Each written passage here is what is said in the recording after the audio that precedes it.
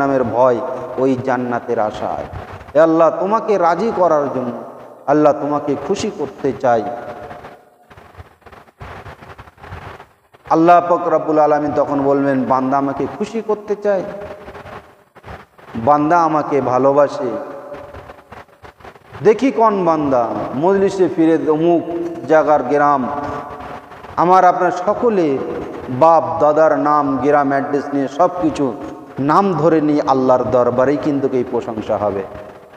আপনার যেই নাম হোক না কেন, আব্দুল গাফফার, আব্দুল জব্বার, আব্দুল লতিফ, এই যে নাম, এই নাম ধরে ধরে আপনার বাপের নাম, আপনার নাম, আপনার গ্রামের নাম নিয়ে সেখানে মালাইকা ফেরেশতা প্রেজেন্ট করবেন, সেই হিসেবে আপনার পরিচয় দেবেন। আপনি এটা মনে করবেন না আপনার নামে নাম অনেক আছে, সেই নামে হয়তো চলে যেতে পারে না। আপনার নাম, আপনার বাবার নাম এবং আপনার গ্রামের নাম নিয়ে সেখানে আল্লাহ রাব্বুল আলামিনের দরবারে এই বিষয়ে আলোচনা হবে।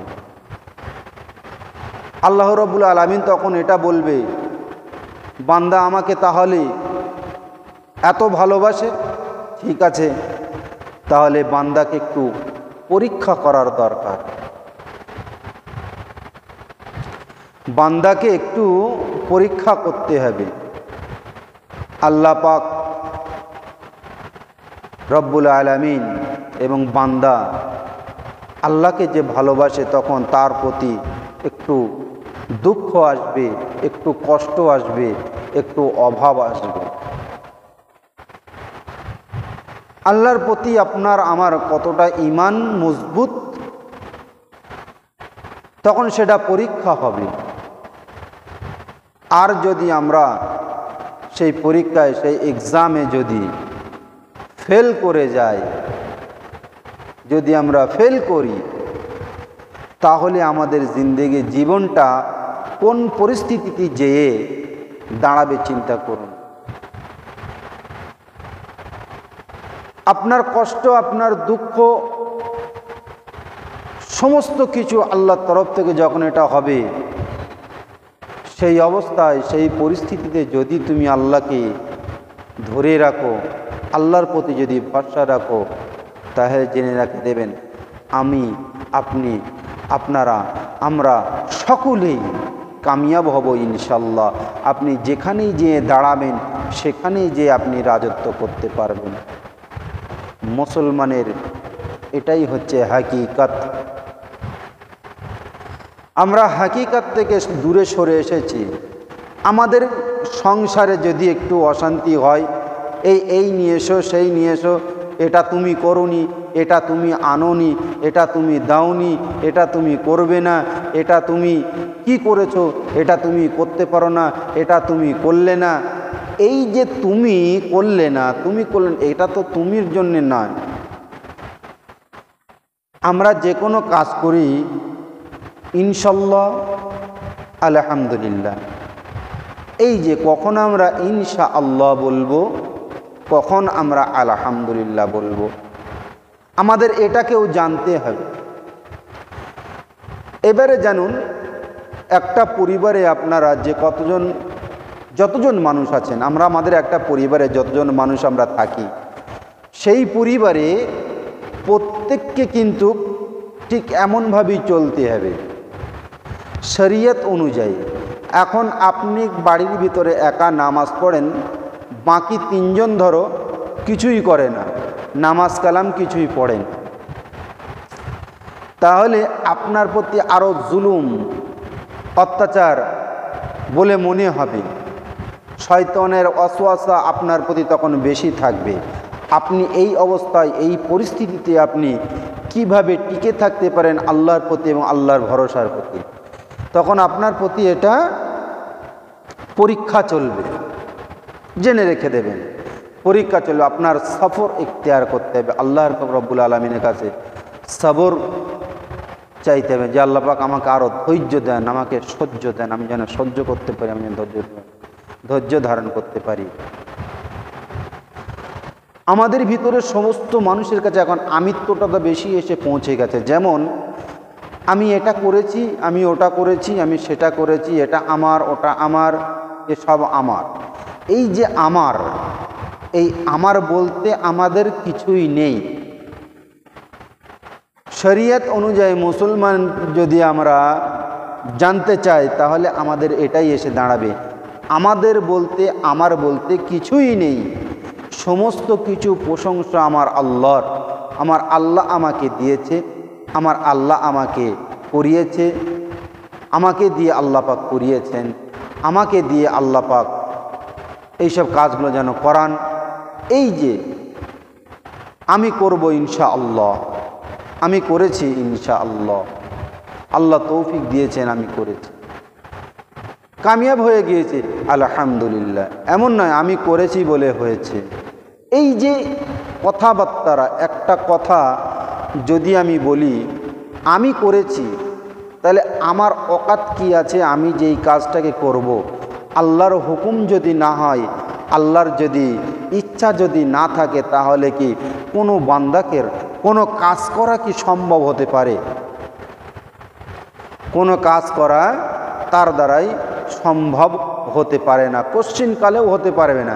কিভাবে সে করবে, কিভাবে সে সম্ভব হতে পারে, এটা আমাদেরকে জানতে হবে। আর এই যে আমরা তখন এটা যখন বেরিয়ে আসবো, আল্লাহ পাক যখন বলে এটা তুই করেছিস, বলছিস আমি আল্লাহ, আমার কি কোনো কৃতিত্ব নেই? আমার কি তুই নিবি না? আমি তোকে জান দিয়েছি, মাল দিয়েছি, আমি তোকে শ্বাস নিঃশ্বাস চলার জন্যে দিয়েছি। আমি যদি হুকুম করি এক্ষুনি বন্ধ হয়ে যাবে, তাহলে তোর কি ক্ষমতা আছে করার? এই আমিত্ব থেকে আমরা বেরোতে পারি না, যার জন্য আমাদের প্রতি আল্লাহর রহমত এবং বরকত সব কিছু উঠে গেছে। আল্লাহর প্রতি ভরসা নেই আমাদের, আল্লাহর প্রতি ভরসা নেই। ভরসা কেমন থাকা দরকার, ভরসাটা কেমন হবার প্রয়োজন, এটাও আমাদেরকে জানতে হবে। আল্লাহর প্রতি আল্লাহর সাহাবারা কেমন ভরসা করেছে, কেমন ঈমান এনেছিল। হযরত বিলাল রাদিয়াল্লাহু তাআলা আনহু, হুজুরের মতন ঈমান রাসূল পাক সাল্লাল্লাহু আলাইহি ওয়াসাল্লাম সাহাবা যে ঈমান এনেছিলেন, আহা সেই জামানায়, সেই সময় কোন কলেজ ছিল, কোন ইউনিভার্সিটি ছিল যে তাদের আজ হযরত বিলাল রাদিয়াল্লাহু তাআলা আনহু, হাবশি কালো মানুষ, এখন যে মানুষটা নাম নেয় সেই মানুষের চোখে পানি এসে যায় বিলালের কথা নাম শুনলে। কেন? কি এমন করেছিল? কালো মানুষ, আফ্রিকান মানুষ, কি এমন করেছিল যার নাম আজ প্রত্যেক আলেম ওলামার মুখেতে মহব্বতের সঙ্গে, আদরের সঙ্গে সেই নামটা নেয়। দেখতে সুন্দর না, দেখতে কুৎসিত। কোন কারণে হয়েছিল? হযরত লুকমান হাকিম, কেউ বলেছেন নবী, কেউ বলেছেন ওলি। হুজুরও ছিল কালো। এমন মানুষের নাম আল্লাহ পাক কোরআনে কেন রেকর্ড করেছেন এটাও জান। এই যে আমার আমিত্ব বলে কিছুটা তানাদের ছিল না। হযরত বিলাল রাদিয়াল্লাহু তাআলা আনহুর ঈমান সম্পর্কে বলি, তাহলে বুঝতে পারবেন আমিত্বর প্রশংসাটা কি। হযরত বিলাল রাদিয়াল্লাহু তাআলা আনহু, উনি যে মানে উট ফুট চড়ানোর জন্য গোয়াল তৈরি করায়, সেই গোয়ালে শুয়ে আছে। আর গোয়াল দেখার জন্য যে মালিক এসে দেখে,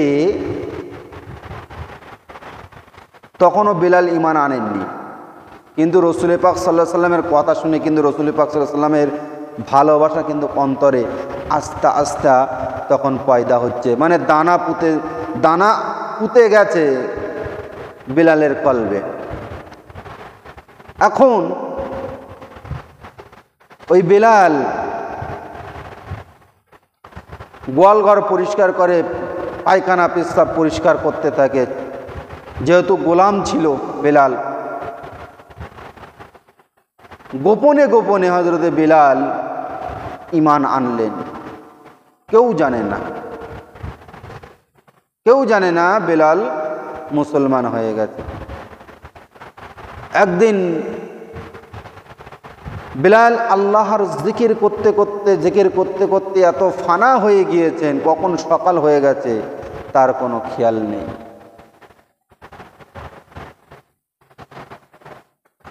যখন সকাল হয়ে গেছে বেলালের ঘুম ভাঙেনি। বেলাল আবেগে আত্মহারা হয়ে পাগল দিওয়ানার যে মতন হয়ে গেছে। তার কোনো সাড় নেই, তার কোনো হুঁশ নেই যে সকাল হয়ে গেছে, আমার গোয়াল ঘরটা পরিষ্কার করতে হবে, প্রস্রাব পায়খানাগুলো পরিষ্কার করতে হবে, এটা তখন তার আর মনে নেই। যখন এত বেলা হয়ে গেছে, মালিক এসে তখন ডাকে বেলাল বলে যে এখনো পর্যন্ত তুমি গরু, উট, ভেড়া এসবগুলো বার করনি, এখনো তুমি তাবেলা পরিষ্কার পরিচ্ছন্নতা করনি। মানে মেজাজ দেখানোর একটা, মালিকরা দুনিয়ার জমিনে যারা মালিকানা হয়ে থাকে, যেমন মালিকের অনেক অর্থ এসে দাঁড়িয়ে যায়। উটের মালিক যারা ছিল, সে এসে দেখে বেলাল শুয়ে আছে, ঘুমিয়ে আছে, কিন্তু গোয়াল ঘর পরিষ্কার আছে, প্রস্রাব পরিষ্কার আছে, পায়খানাও পরিষ্কার আছে। বেজুবান তখন কি বলে, বলে যে বান্দা আল্লাহর হয়ে যায় সেই বান্দার জন্য আমরা সকলে তার গোলাম হয়ে যাই। আল্লাহকে মহব্বত করে ভালোবেসে সে ঘুমিয়ে পড়ে গেছে, আমরা প্রস্রাব পায়খানা করব, আর মালিক এসে তাকে প্রহার করবে, মারবে, এটা আমরা সহ্য করতে পারি না। যেদিন বেলাল আল্লাহর হয়ে গেছে, আল্লাহ রসুলের হয়ে গেছে, সেই দিন বেলালও আমাদের সকলের হয়ে গেছে। বেলালের বুকের উপরে পাথর চাপিয়ে দিয়েছে, ছোট কোনো ঢিলা পাথর নয়, এত বড় পাথর চাপিয়ে দিয়েছে। দুজন মিলে কিংবা তিনজন মিলে চাগিয়ে তার বুকের উপরে পাথর চাপিয়ে হাত পা বেঁধে দিয়েছে। বেঁধে দেওয়ার পরেও তারপরে বেলালকে বলে, বেলাল এখন বলো তুমি কি করবে।